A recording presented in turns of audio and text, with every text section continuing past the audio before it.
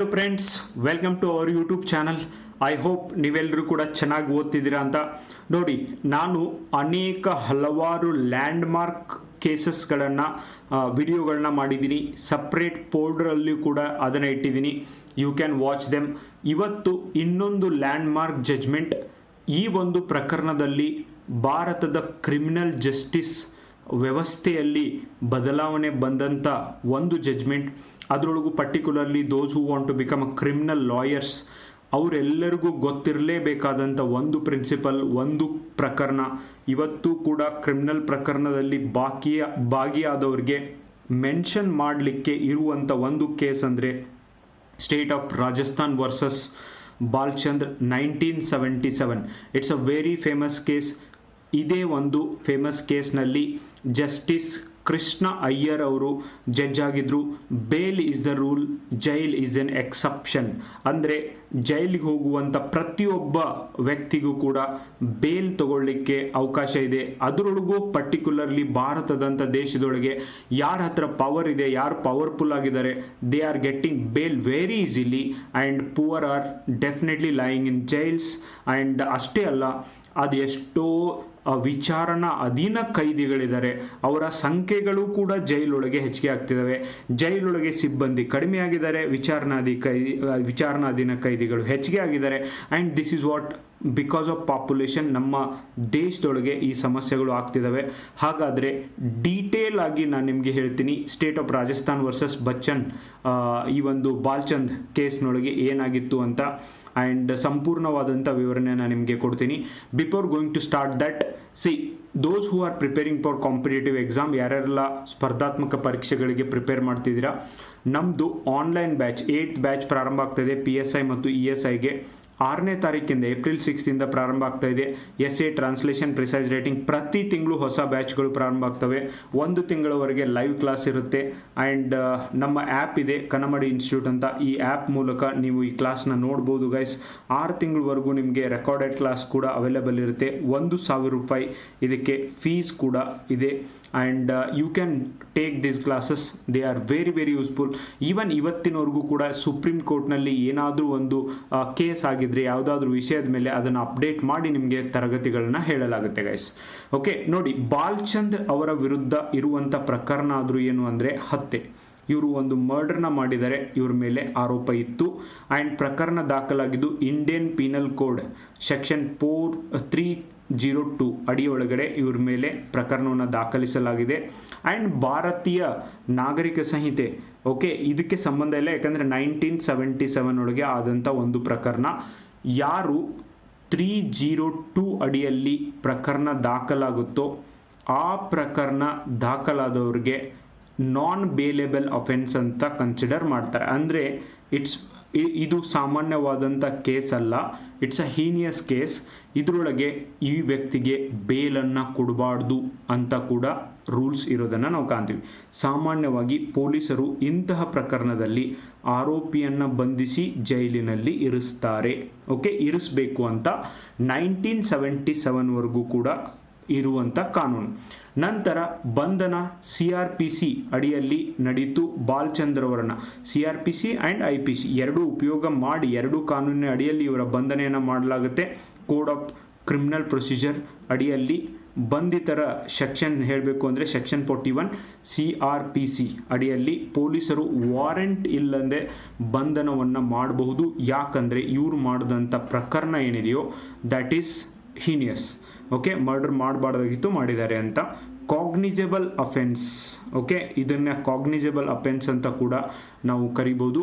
So ಕಾಗ್ನಿಜಬಲ್ and non ಕಾಗ್ನಿಜಬಲ್. ಕಾಗ್ನಿಜಬಲ್ ಅಂದರೆ ಯಾವುದೋ ಒಂದು ಪ್ರಕರಣದೊಳಗೆ ಬೇಲ್ ಕೊಡ್ಬೋದು, ನಾನ್ ಕಾಗ್ನಿಜಬಲ್ ಅಂದರೆ ಬೇಲ್ ಕೊಡದೇ ಇರೋದು. ಓಕೆ, ಸೊ ಕಾಗ್ನಿಜಬಲ್ ಅಫೆನ್ಸ್, ಹತ್ಯೆ ಅನ್ನೋದು ಕಾಗ್ನಿಜಬಲ್ ಅಫೆನ್ಸ್. ಆದ್ದರಿಂದ ತಕ್ಷಣ ಇವನನ್ನು ಬಂಧನ ಮಾಡಲಾಯಿತು. ಸೆಕ್ಷನ್ 437 CRPC ನಾನ್ ಬೇಲೇಬಲ್ ಅಫೆನ್ಸಲ್ಲಿ ಮ್ಯಾಜಿಸ್ಟ್ರೇಟ್ ಬೇಲ್ ನೀಡಬಹುದೇ ಅಥವಾ ಬೇಡವೇ ಎಂಬ ನಿರ್ಧಾರವನ್ನು ಇಲ್ಲಿ ಪ್ರಶ್ನಿಸಲಾಯಿತು. ಓಕೆ, ಇವ್ರು ಮರ್ಡರ್ ಮಾಡಿದ್ದಾರೆ ಅಂತ ಇವ್ರನ್ನ ಅರೆಸ್ಟ್ ಮಾಡಿದ್ದಾರೆ, ಓಕೆ, ಆದರೆ ಮ್ಯಾಜಿಸ್ಟ್ರೇಟ್ ಇವ್ರಿಗೆ ಬೇಲನ್ನು ನೀಡಬಹುದು ಅಥವಾ ನೀಡಬಾರ್ದು. ಸೆಕ್ಷನ್ 439 CRPC ಆ್ಯಂಡ್ ಈ ಒಂದು ಸೆಷನ್ ಕೋರ್ಟ್ ಮತ್ತು ಹೈಕೋರ್ಟ್ನೊಳಗೆ ಇಲ್ಲಿ ಹೋಗಲಾಗುತ್ತೆ. ಆ್ಯಂಡ್ ಬೇಲ್ ನೀಡುವ ವಿಶೇಷ ಅಧಿಕಾರ ಬಾಲಚಂದ್ರ ಪ್ರಕರಣದಲ್ಲಿ ಲೋವರ್ ಕೋರ್ಟ್ ಬೇಲನ್ನು ನಿರಾಕರಿಸುತ್ತೆ, ಹೈಕೋರ್ಟ್ ಕೂಡ ಬೇಲನ್ನು ನಿರಾಕರಿಸುತ್ತೆ. ಯಾಕಂದರೆ ಮರ್ಡರ್ ಮಾಡಿದಾನೆ ಅಂದರೆ ಇವರಿಗೆ ಬೇಲ್ ಕೊಡಬಾರ್ದು ಅಂತ ಇವರು ಹೇಳ್ತಾರೆ. ನಂತರ ಈ ಪ್ರಕರಣ ಸುಪ್ರೀಂ ಕೋರ್ಟ್ಗೆ ಹೋಗುತ್ತೆ. ಅದಕ್ಕೇನೆ ಈ ನಿಮ್ಮ ಜೀವನದೊಳಗೂ ಅಂಥದ್ದು ಏನಾದರೂ ಆದರೆ ನೋಡಿ, ಎಲ್ಲೆಲ್ಲ ಹೋಗಿ ಲ್ಯಾಂಡ್ಮಾರ್ಕ್ ಜಜ್ಮೆಂಟ್ಸ್ಗಳು ಬಂದಿದ್ದಾವೆ ಅಂತ ಒಂದು ಸರ್ತಿ ವಿಚಾರ ಮಾಡಿ, ಅದು ಹೆದರಕ್ಕೆ ಹೋಗಬೇಡ್ರಿ. ಸುಪ್ರೀಂ ಕೋರ್ಟ್ಗೆ ಅಪೀಲನ್ನು ಮಾಡಲಾಗುತ್ತೆ. ಸುಪ್ರೀಂ ಕೋರ್ಟ್ ಮುಂದೆ ಇರುವಂಥ ಮುಖ್ಯ ಪ್ರಶ್ನೆ ಏನು ಅಂದರೆ, ಈ ಪ್ರಕರಣದೊಳಗೆ non bailable offence IPC section 302 ಇದ್ದರೆ ಬೇಲ್ ಕೊಡಬಾರದೆ ಅಥವಾ ಕೊಡಬಹುದೇ ಅನ್ನುವಂಥ ಪ್ರಶ್ನೆ. ಇವ್ರ ಮೇಲೆ ಮರ್ಡರ್ ಕೇಸ್ ಇದೆ, ಒಬ್ಬ ವ್ಯಕ್ತಿ ಇದ್ದಾನೆ, ಅವನ ಮೇಲೆ ಮರ್ಡರ್ ಕೇಸ್ ಇದೆ, ಅವನಿಗೆ ಬೇಲ್ ಕೊಡಬೇಕು ಕೊಡಬಾರ್ದು ಅನ್ನುವಂಥ ದೊಡ್ಡ ಪ್ರಶ್ನೆ ಅಲ್ಲಿವರೆಗೂ ಯಾವತ್ತೂ ಬಂದಿರಲಿಲ್ಲ, ಅವತ್ತು ದೊಡ್ಡ ಪ್ರಶ್ನೆ ಬರ್ತದೆ. ಆದ್ದರಿಂದನೇ ಈ ಜಜ್ಮೆಂಟನ್ನು ಇವತ್ತಿನವರೆಗೂ ರೆಫರ್ ಮಾಡ್ತಾರೆ. ಜಸ್ಟಿಸ್ VR ಕೃಷ್ಣ ಅಯ್ಯರ್ ಇವರು ಐತಿಹಾಸಿಕ ಅಭಿಪ್ರಾಯವೊಂದನ್ನು ನೀಡ್ತಾರೆ. ಈ ಪ್ರಕರಣದಲ್ಲಿ ಕೃಷ್ಣ ಅಯ್ಯರ್ ನೀಡಿದ ಮಾತುಗಳು ಭಾರತದ ಬೇಲ್ ವ್ಯವಸ್ಥೆ ಏನಿದೆ ಸೊ ಅದಕ್ಕೆ ಅತ್ಯಂತ ಪ್ರಸಿದ್ಧವಾಗಿದೆ. ಈ ಒಂದು ಪ್ರಕರಣದಿಂದಾನೇ the golden principle for bail emerged in India, that is bail is the rule, jail is an exception. ಪ್ರತಿಯೊಬ್ಬ ವ್ಯಕ್ತಿಗೂ ಕೂಡ ಬೇಲ್ ಸಿಗಲೇಬೇಕು. ಅವನೇನಾದರೂ ತಪ್ಪು ಮಾಡಿದ್ದು ಪ್ರೂವ್ ಆದಾಗ ಮಾತ್ರ ಎಕ್ಸೆಪ್ಷನ್. ಓಕೆ, ಸೊ ಅಂಥ ಪ್ರಕರಣದಲ್ಲಿ ಮಾತ್ರ ಅವನು ಜೈಲೊಳಗಿರಬೇಕು ಅನ್ನೋದನ್ನು ಇದೇ ಪ್ರಕರಣದೊಳಗೆ ಬಂದಿದ್ದನ್ನು ನಾವು ಕಾಣ್ತೀವಿ. ಆದ್ದರಿಂದ ಇವ್ರು ಹೇಳಿದ್ದು ಜೈಲು ಸಾಮಾನ್ಯ ನಿಯಮ ಅಲ್ಲ, ಆದರೆ ಬೇಲ್ಗೆ ಮೊದಲ ಆದ್ಯತೆ. ಸ್ವತಂತ್ರ ಅನ್ನೋದು ವೆರಿ ಇಂಪಾರ್ಟೆಂಟ್ ಆ್ಯಂಡ್ ಬೇಲ್ ನೀಡುವಂಥ ವ್ಯವಸ್ಥೆ ಇರಬೇಕು. ನೋಡಿ, ಇಲ್ಲಿ ಪರ ಮತ್ತು ವಿರೋಧವಾದಗಳು ಇವತ್ತಿನವರೆಗೂ ಇದ್ದಾವೆ. ಯಾವ ಒಬ್ಬ ವ್ಯಕ್ತಿ ತಪ್ಪು ಮಾಡಿದ್ದಾನೆ ಅಂತ ಗೊತ್ತಾಗಿದೆ, ಅವನಿಗೆ ಯಾಕೆ ಬೇಲ್ ಸಿಗಬೇಕು, ಅವನು ಕೂಡ ಒಬ್ಬ ವ್ಯಕ್ತಿಯನ್ನು ಮರ್ಡರ್ ಮಾಡಿದ್ದಾನೆ ಅಂದರೆ ಅವನು ಮರ್ಡರ್ ಮಾಡಬೇಕು ಅನ್ನುವಂಥ ಬಹಳಷ್ಟು ಸಂಕುಚಿತ ಮನಸ್ಥಿತಿಯ ಜನ ಇದ್ದಾರೆ. ಈವನ್ ಕಮೆಂಟ್ ಬಾಕ್ಸ್ ಒಳಗೂ ನೀವು ಹೇಳ್ಬೋದು, ಆ ಮರ್ಡರ್ ನಿಮ್ಮ ಮನೆಯೊಳಗೆ ಆಗಿದ್ರೆ ಗೊತ್ತಾಗುತ್ತೆ, ಅದು ಆಗುತ್ತೆ. ಕಾನೂನು ಮಾಡುವಾಗ ನಮ್ಮ ಮನೆ, ನಮ್ಮ ಇಮೋಷನ್ಸ್ ನಮ್ಮನ್ನು ನೋಡಿ ಮಾಡೋದಲ್ಲ guys. And yes, bail because ವಿಚಾರಣಾ ಅಧೀನ ಕೈದಿಗಳ ಸಂಖ್ಯೆ ಭಾರತದ ಜೈಲುಗಳಲ್ಲಿ ಹೆಚ್ಚಿಗೆ ಆಗ್ತಿದೆ. 10 ವರ್ಷ 20 ವರ್ಷ ಬಹಳಷ್ಟು ಜನ ಜೈಲೊಳಗಿದ್ದಾರೆ, ಆದರೆ ಇನ್ನೂವರೆಗೆ ಆದರೂ ಪ್ರೂವ್ ಆಗಿಲ್ಲ ಅವರು ತಪ್ಪು ಮಾಡಿದ್ದಾರೆ ಅಂತ. See, such people are there. And ಎಷ್ಟೋ ಜನ ತಪ್ಪು ಮಾಡಿದ್ದಾರೆ ಆದರೆ ಅದನ್ನು ಪ್ರೂವ್ ಮಾಡೋಕ್ಕಾಗಿಲ್ಲ, ಮರ್ಡರ್ ಮಾಡಿದ್ದಾರೆ ಅದನ್ನು ಪ್ರೂವ್ ಮಾಡೋಕ್ಕಾಗಿಲ್ಲ, ಅವರು ಕೂಡ ಬೇಲಿಂದ ಹೊರಗಿದ್ದಾರೆ. ಬೇಲ್ ಈಸ್ ನಥಿಂಗ್ ಬಟ್ ನಿಮಗೆ ಕೆಲವೊಂದು ಕರಾರು ಕಂಡೀಷನ್ಸ್ಗಳನ್ನು ಹಾಕಿ ಜೈಲಿಂದ ಹೊರಗೆ ಬಿಡುವಂಥದ್ದು. ಓಕೆ, ಸಿ, ಇದಕ್ಕೆ ಜಸ್ಟಿಸ್ ಕೃಷ್ಣ ಅಯ್ಯರ್ ಅವರು ಹೇಳ್ತಾರೆ, presumption of innocence and accused is presumed innocent until the proven guilty. Very important guys. Even now also every criminal lawyer use this. And accused is presumed innocent until the proven guilty. ನಾನು ಹೇಳಿದೆ, ಎಲ್ಲಿವರೆಗೂ ಒಬ್ಬ ವ್ಯಕ್ತಿ arrest ಆಗಿಬಿಡ್ತಾನೆ ಅಂದರೆ it doesn't mean that ಅವನು ತಪ್ಪು ಮಾಡಿದಾನೆ ಅಂತ. ಅವನ ಮೇಲೆ ಎಲಿಗೇಷನ್ ಇದೆ. ಓಕೆ, ಆದ್ದರಿಂದ ಅವನು ಅಪರಾಧಿ ಅಂತ ಇನ್ನು ಕೋರ್ಟ್ ಡಿಸೈಡ್ ಮಾಡಬೇಕು. So that's why an accused is presumed innocent until the proven guilty. Very very important ಆದಂಥ ಒಂದು ಪ್ರಿನ್ಸಿಪಲ್ ಈ ಒಂದು ಜಜ್ಮೆಂಟಿಂದ ಎಮರ್ಜ್ ಆಗಿದ್ದು. ಸೊ ವಿಚಾರಣೆ ಮುಗಿಯುವವರೆಗೂ ಅವನಿಗೆ ಬೇಲ್ನ ಕೊಡಬಹುದು. ಈವನ್ ಆ ಆರೋಪಿಗೆ ಒಂದು ಶಿಕ್ಷೆಯನ್ನು ಕೊಟ್ಟಿದ್ದಾರೆ ಅಂದರೆ ಅವಾಗಲೂ ಕೂಡ ಅವರಿಗೆ ಬೇಲನ್ನು ಕೊಡಬಹುದು. ಆದ್ದರಿಂದ ಸೊ ಅವನನ್ನು ಜೈಲಿನಲ್ಲಿ ಇಡುವುದು ಓಕೆ ಅನ್ಯಾಯವಾಗಬಹುದು. Article 21 liberty right to life is definitely violated in this case. ಸುಮ್ಮನೆ ಅವನ್ನ ಕಂಟಿನ್ಯೂಸ್ ಆಗಿ ಜೈಲಿನಲ್ಲಿ ಇಡೋದ್ರಲ್ಲಿ ಎಸ್ ಅಫ್ಕೋರ್ಸ್ ಅವ್ನು ತಪ್ಪು ಮಾಡಿದ್ದಾನೆ, ಇಟ್ ಡಸಂಟ್ ಮೀನ್ ದೆನ್ ಅವನು ಕೂಡ ತಪ್ಪು ಮಾಡಿ ಅಲ್ಲೇ ಮುಗಿಸ್ಬೇಕು ಅಂತ. ನೋ, ವೈಯಕ್ತಿಕ ಸ್ವತಂತ್ರ ಅತ್ಯಂತ ಮುಖ್ಯ ಆಗಿದೆ. ಜಸ್ಟಿಸ್ ಕೃಷ್ಣ ಅಯ್ಯರ್ ಹೇಳಿದ್ದು ಲಿಬರ್ಟಿ ಕಳೆದುಕೊಳ್ಳುವುದು ಅದು ಅಗತ್ಯವಾದಾಗ ಮಾತ್ರ ಬಳಸಬೇಕು ಅಂತ ಕೂಡ ಹೇಳಿದ್ದು. ಬೇಲ್ ಕೊಡಬೇಕಾದ ಮೂಲ ತತ್ವ ಏನು ಅಂದರೆ ಜಸ್ಟಿಸ್ ಕೃಷ್ಣ ಅಯ್ಯರ್ ಸ್ಪಷ್ಟವಾದ ಅಂಶಗಳನ್ನು ಹೇಳಿದ್ದಾರೆ. ಬೇಲ್ ಕೊಡಬೇಕಾದ್ರೆ ಆರೋಪಿ ಓಡು ಹೋಗುವ ಸಾಧ್ಯತೆ ಇಲ್ಲ ಅಂದಾಗ ಮಾತ್ರ ಬೇಲ್ ಕೊಡಬೇಕು. ಸಾಕ್ಷ್ಯ ಹಾಳು ಮಾಡುವ ಸಾಧ್ಯತೆ ಇಲ್ಲ ಅಂದಾಗ ಬೇಲ್ ಕೊಡಬೇಕು. ಸಾಕ್ಷಿದಾರರಿಗೆ ಅಪಾಯ ಇಲ್ಲ ಅಂದಾಗ ಬೇಲ್ ಕೊಡಬೇಕು. ಸಮಾಜಕ್ಕೆ ಇವನಿಂದ ಅಪಾಯ ಇಲ್ಲ ಅಂದಾಗ ಬೇಲ್ ಕೊಡಬೇಕು. ಬಟ್ ಕೆಳಗಡೆ ಕಮೆಂಟ್ ಬಾಕ್ಸ್ ಒಳಗೆ ನೀವು ನನಗೆ ಹೇಳ್ರಿ, ನಿಜವಾಗ್ಲೂ all the law students and non law students who are watching this YouTube channel and these all the supreme court judgment case, in which are the cases they are following these all the rules while giving the bail. Okay, so many bloody politicians who committed crime and who committed murder, they are getting very easily bail.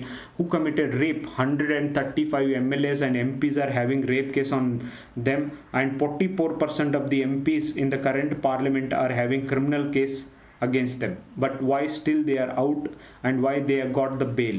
Okay, so because bail is the norm and jail is an exception, that's why they are outside guys. Okay, ಈ ಎಲ್ಲ ಇದ್ದರೆ bale ನಿರಾಕರಿಸುವುದು ತಪ್ಪು. Okay, social justice ದೃಷ್ಟಿಕೋನ, justice Krishna Iyer ಬಡವರಿಗೆ bale ಸಿಗದೆ ಜೈಲಿನಲ್ಲಿ ಇರುತ್ತಾರೆ ಆ್ಯಂಡ್ ಶ್ರೀಮಂತರಿಗೆ ಸುಲಭವಾಗಿ ಬೇಲ್ ಸಿಗ್ತಾ ಇದೆ. ಇವತ್ತಿನವರೆಗೂ ಇದು ಕರೆಕ್ಟು. ಮತ್ತು ಈ ದೇಶದೊಳಗೆ ಸಾಮಾಜಿಕ ಸಮಾನತೆಯಂತೆ ಅಸಮಾನತೆ ಹೆಚ್ಚಾಗ್ತಿದೆ ಅಂತೆ. ಸಾಮಾಜಿಕ ಸಮಾನತೆ, ಈಕ್ವಾಲಿಟಿ ಅಂದರೆ ನನಗೆ ಹೆದರಿಕೆ ಬರುತ್ತೆ guys. That's why bail system ನ್ಯಾಯಸಮ್ಮತವಾಗಬೇಕು ಅನ್ನೋದು ಇವರ ವಾದ ಆಗಿತ್ತು. And that's why even also every criminal is getting bail. Okay, so deep significance ಇದರದ್ದು ಏನಾಯಿತು ಅಂದರೆ, ಬೇಲ್ ಜ್ಯೂರಿಸ್ಪ್ರುಡೆನ್ಸ್ಗೆ ಮೂಲ ತತ್ವ ನೀಡಿದ್ದು ಪೊಲೀಸ್ ಕೋರ್ಟ್ ಡಿಸ್ಕ್ರಿಷನರಿ ಪವರ್ಗೆ ಮಿತಿಯನ್ನು ಹಾಕಿದ್ದು, ಆರ್ಟಿಕಲ್ 21ಗೆ ಬಲವನ್ನು ನೀಡಿದ್ದು, ನಂತರ ಎಲ್ಲ ಬೇಲ್ ಕೇಸಸ್ ಇದನ್ನೇ ಫಾಲೋ ಮಾಡಿವೆ. ಇವತ್ತಿನವರೆಗೂ 2026, 27 ಕೂಡ ಏನು ಕೇಸಸ್ಗಳು ಬರ್ತಿದ್ದಾವೆ, the all following same thing guys. IPC section 302 murder, CRPC section 41, 437, 439, principle of bail is not a jail.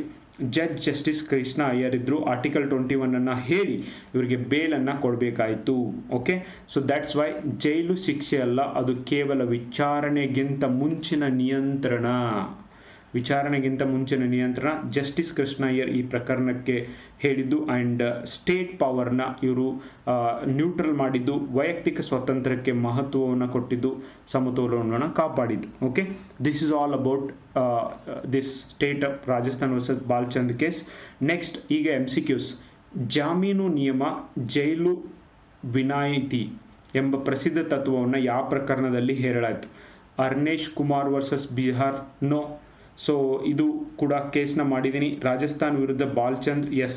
Maneka Gandhi case ಮಾಡಿದ್ದೀನಿ, ಕೇಶವಾನಂದ್ ಭಾರತಿ ಕೇಸ್ ಕೂಡ ಮಾಡಿದ್ದೀನಿ. ಇವೆಲ್ಲ ವಿಡಿಯೋಗಳನ್ನ ನೀವು ನೋಡ್ಬೋದು ಗೈಸ್. ಯಾರು ನೋಡಿಲ್ಲ ನೀವು ನೋಡ್ರಿ, ನಿಮ್ಮ ಫ್ರೆಂಡ್ಸೊಂದಿಗೂ ಶೇರ್ ಮಾಡಿ. Why don't you share? Sharing is caring guys. And ನೀವು ಹೇಳ್ದಂಗೆ ನಿಮ್ಮ ಪ್ರಕರಣಗಳನ್ನು ನಾನು ಮಾಡ್ತಾ ಇದ್ದೀನಿ. And you should share with your friends. Balchand ಪ್ರಕರಣದಲ್ಲಿ ಆರೋಪಿಯ ಮೇಲೆ ಯಾವ ನಿಬಂಧನೆಯ ಅಡಿಯಲ್ಲಿ ಆರೋಪವನ್ನು ಹೊರಿಸಲಾಯಿತು? ಸೆಕ್ಷನ್ 420 IPC, 498A ಅನ್ನೋ ಸೆಕ್ಷನ್ 302 ಮರ್ಡರ್ ಕೇಸ್ನಲ್ಲಿ IPCನಲ್ಲಿ ಇದನ್ನು ಹೇರಲಾಯಿತು guys. Okay, C is the right answer. ಜಾಮೀನು ರಹಿತ ಅಪರಾಧಗಳಲ್ಲಿ ಜಾಮೀನಿಗೆ ಈ ಕೆಳಗಿನ ಯಾವ CRPC ವಿಭಾಗಗಳು ಸಂಬಂಧಿಸಿವೆ ಅಂತ ನಿಮಗೆ ಪ್ರಶ್ನೆ ಇದೆ. And definitely one section 337 and 339 ಇವೆರಡು ಸಂಬಂಧಿಸಿವೆ. And B is the right answer guys. Okay, next, ಈ ಪ್ರಕರಣದಲ್ಲಿ ಜೈಲಿಗೆ ಜಾಮೀನು ನೀಡಬೇಡಿ ಎಂಬ ತತ್ವವನ್ನು ಈ ಕೆಳಗಿನ ನ್ಯಾಯಾಧೀಶರಲ್ಲಿ ಯಾರು ಪ್ರತಿಪಾದಿಸಿದರು? ಜೈಲಿಗೆ ಜಾಮೀನು ನೀಡಬೇಡಿ ಅಂದರೆ justice Krishna Iyer. Okay, so ನ್ಯಾಯಮೂರ್ತಿ ಕೃಷ್ಣ ಅಯ್ಯರ್ ಸ್ವತಂತ್ರವನ್ನು ಒತ್ತಿ ಹೇಳಿದ್ದನ್ನು ನಾವು ಕಾಣ್ತೀವಿ. ಮೂಲಭೂತ ಜಾಮೀನು ತತ್ವವನ್ನು ರೂಪಿಸಿದರು ಈ ಒಂದು ಪ್ರಕರಣದಲ್ಲಿ. ನೆಕ್ಸ್ಟ್, ಈ ಪ್ರಕರಣದ ಪ್ರಕಾರ ಜಾಮೀನು ನಿರಾಕರಣೆಯನ್ನು ಈ ಕೆಳಗಿನ ಯಾವ ಷರತ್ತುಗಳು ಸಮರ್ಥಿಸಬಹುದು ಅಂತ ನೀವು ಹೇಳಬೇಕು. ಪರಾರಿಯಾಗುವ ಅಪಾಯ, ಸಾಕ್ಷಿಗಳನ್ನು ತಿರುಚುವ ಸಾಧ್ಯತೆ, ಅಪರಾಧಿ ಗಂಭೀರತೆ ಮಾತ್ರ. No, 1 and 2. ಓಕೆ, ಸೊ 1 ಮತ್ತು 2 ಮಾತ್ರ ಇದ್ದಾವೆ. ಸೊ ಈ ಸಂದರ್ಭದಲ್ಲಿ ಅವರಿಗೆ ಬೇಲನ್ನು ಕೊಡಬಹುದು ಅಂತ ಕೂಡ ಈ ಪ್ರಕರಣದೊಳಗೆ ಹೇಳಲಾಗುತ್ತೆ guys. Yes, this is at about complete case. ನಾನು ಹೇಳಿದ್ದು ನಿಮಗೆ ಅರ್ಥ ಆಗಿದೆ ಅನ್ಕೋತೀನಿ.